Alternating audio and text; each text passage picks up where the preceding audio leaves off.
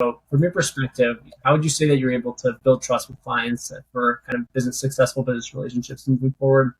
So one of the big things for me is that once people are finished with their credit, they're looking to do something with it. And a Mhm. lot of times, for most people, we don't have any passive income set up. We don't have any relationships. We know what we want to do, but we don't know the steps in order to get there. So what I've been fortunate enough to build is kind of like a one-stop shop. So when people come to me, I can assess their profile and they can tell me what they're looking to do. And from there, I might have resources and relationships that I can connect them with because your network is your net worth pretty much. And a lot of times people don't have that network and they don't have the next step in the process. They just have a dream and a goal and an idea, but they don't have a way to get there. So I can, from the beginning, look at their report. If they're looking to get funding or something like that, I know exactly how to structure it. And I'll help them to do all of that stuff, all of the things they need to do, and then get them to the right relationship. So it's like a one stop shop.